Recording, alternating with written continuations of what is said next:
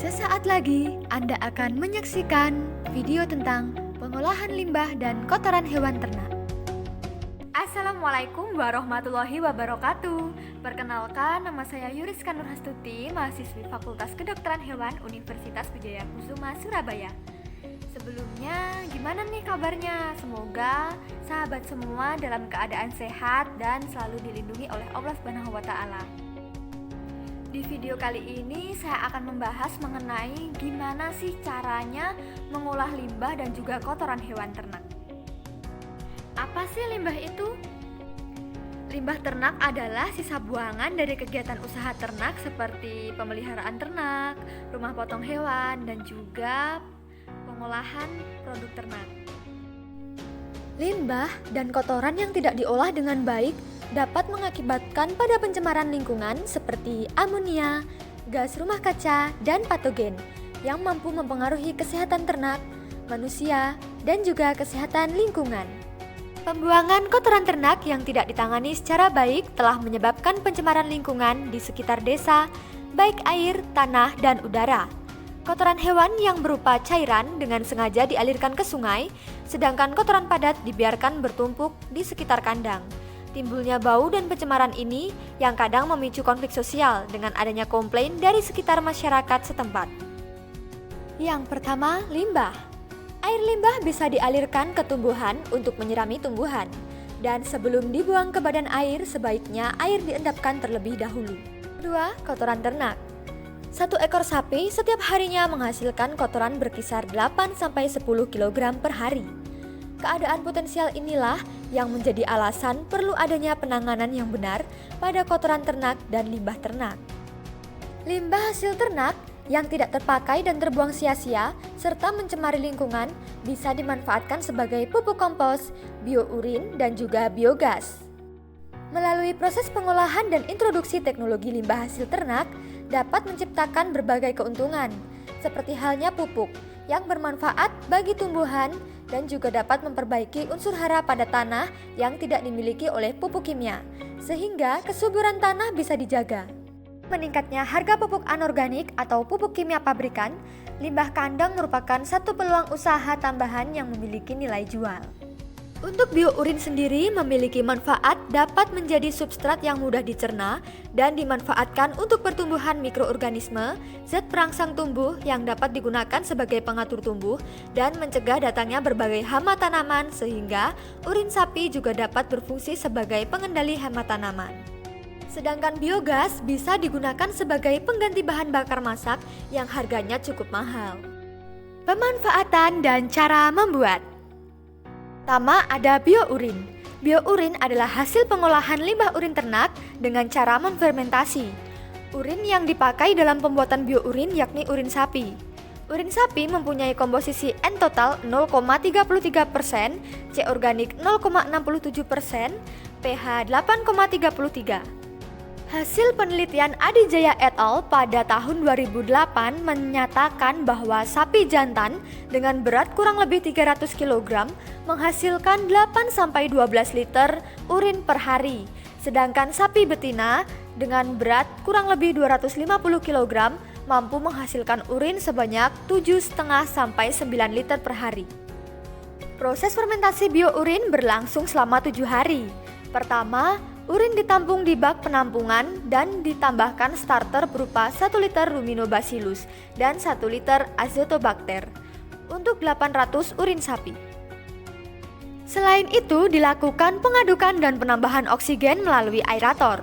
Proses fermentasi selama 7 hari tersebut dianggap masih belum optimal dan efisien, sehingga proses fermentasi urin sapi menjadi biourin dapat dioptimalkan dengan menambahkan starter dan memperkaya nutrisi yaitu gula merah. Banyak penelitian yang melaporkan bahwa urin sapi mengandung zat perangsang tumbuh yang dapat digunakan sebagai pengatur tumbuh.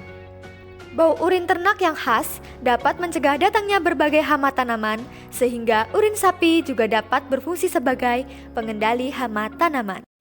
Pembuatan pupuk kompos.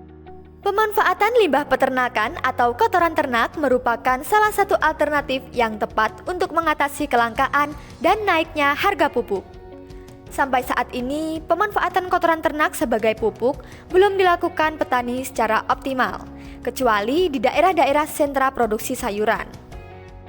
Sedangkan di daerah sentra ternak dan bukan sentra produksi sayuran, kotoran ternak banyak tertumpuk di sekitar kandang dan belum banyak dimanfaatkan sebagai sumber pupuk. Keluhan petani saat terjadi kelangkaan atau mahalnya harga pupuk anorganik seharusnya dapat diatasi dengan menggiatkan pembuatan dan pemanfaatan pupuk kompos. Pupuk kompos bermanfaat untuk menambah kesuburan tanah dengan biaya yang lebih rendah. Pemanfaatan pupuk kompos dilakukan untuk meminimalkan biaya pengeluaran pupuk yang harganya terus meningkat. Cara membuat pupuk kompos. Kita cukup melakukan langkah-langkah berikut ini. Yang pertama, siapkan sampah yang ada di peternakan dan juga kotoran hewan yang akan diolah menjadi pupuk kompos. Yang kedua, pisahkan sampah organik atau sisa makanan atau dedaunan dengan sampah plastik, sampah organik dan kotoran hewan yang nantinya akan digunakan sebagai pupuk kompos. Yang ketiga, siapkan wadah berukuran besar untuk membuat pupuk kompos. Jangan lupa bahwa wadah harus dilengkapi dengan penutup agar pupuk yang dibuat tidak akan terkontaminasi. Yang keempat, masukkan tanah secukupnya ke dalam wadah yang telah diisi dengan sampah organik. Ketebalan bisa disesuaikan dengan wadah dan banyaknya sampah organik dan juga kotoran. Kelima, siram permukaan tanah tersebut menggunakan air secukupnya. Yang keenam, masukkan sampah organik dan juga kotoran yang sudah disiapkan ke dalam wadah. Yang ketujuh, pastikan sampah dan juga kotoran disimpan secara merata. Sebisa mungkin ketebalan sampah dan juga kotoran setara dengan ketebalan tanah. Yang kedelapan, masukkan lagi tanah ke dalam wadah. Kali ini tanah berperan sebagai penutup sampah. Yang kesembilan, tutup wadah dengan rapat dan biarkan sekitar 3 minggu. Kini kompos siap digunakan. Biogas. Menurut penelitian dari Arinal Hamni tahun 2009, setiap 2 ekor ternak sapi atau kerbau atau 30 kg kotoran padat dapat dihasilkan kurang lebih 1 meter kubik biogas. Kesetaraan 1 meter kubik biogas sama dengan 0,46 kg LPG, 3,50 kg kayu bakar, 0,62 liter minyak tanah. Biogas merupakan gas yang mudah terbakar dan dihasilkan melalui proses anaerob atau fermentasi dari bahan-bahan organik diantaranya kotoran manusia dan hewan, limbah domestik atau limbah rumah tangga, sampah atau limbah organik yang biodegradable dalam kondisi anaerobik. Biogas juga dikenal sebagai gas rawa atau lumpur dan bisa digunakan sebagai bahan bakar. Pada umumnya, semua jenis bahan organik bisa diproses untuk menghasilkan biogas. Komponen biogas yang dihasilkan dari proses fermentasi berupa gas metan atau CH4 sekitar 54-70%, gas karbon dioksida sekitar 27-45%, nitrogen 3-5%, hidrogen sebesar 1%, karbon monoksida sebesar 0,1%, 0,1% oksigen, dan sedikit hidrogen sulfida. Gas metan atau CH4 yang merupakan komponen utama biogas merupakan bahan bakar yang berguna karena mempunyai nilai kalor yang cukup tinggi, yaitu sebesar 4.800 sampai 6.700 kilokalor per meter kubik. Sedangkan gas metana murni mengandung energi sebesar 8.900 kilokalor per meter kubik. Karena nilai kalor yang cukup tinggi itulah, biogas dapat dipergunakan untuk keperluan penerangan, memasak, menggerakkan mesin, dan sebagainya. Jenis bahan organik yang diproses dalam digester sangat mempengaruhi produktivitas sistem biogas di samping parameter-parameter lain seperti temperatur digester, pH, tekanan dan kelembapan udara. Salah satu cara menentukan bahan organik yang sesuai untuk menjadi bahan masukan sistem biogas adalah dengan mengetahui perbandingan karbon dan nitrogen atau disebut rasio C/N. Beberapa percobaan yang telah dilakukan oleh ISAT menunjukkan bahwa aktivitas metabolisme dari bakteri metanogenik akan optimal pada nilai rasio C/N sekitar 8-20. Sistem produksi biogas juga mempunyai beberapa keuntungan seperti mengurangi pengaruh gas rumah kaca, mengurangi polusi bau yang tidak sedap, sebagai pupuk, dan produksi daya dan juga panas. Cara membuat biogas. Pembuatan biogas dimulai dengan memasukkan bahan organik, kotoran padat, dan cair 1:1 ke dalam digester. Sehingga bakteri anaerob akan membusukkan bahan organik tersebut dan menghasilkan gas yang disebut biogas. Biogas dapat dihasilkan pada hari ke-4-5 sesudah iodigester terisi penuh dan mencapai puncaknya pada hari ke-20 sampai dengan 25.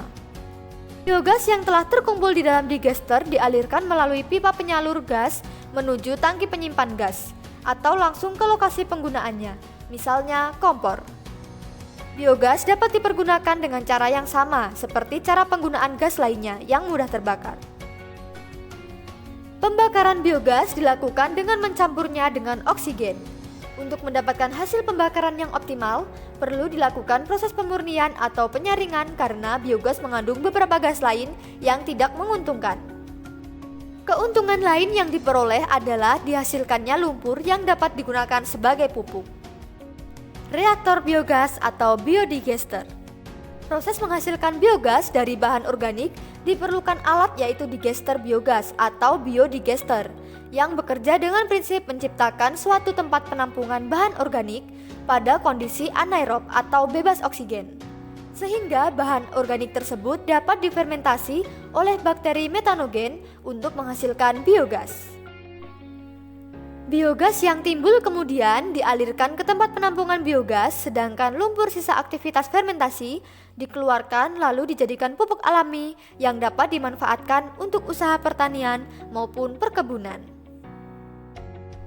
Pemanfaatan limbah sluri sebagai pupuk organik.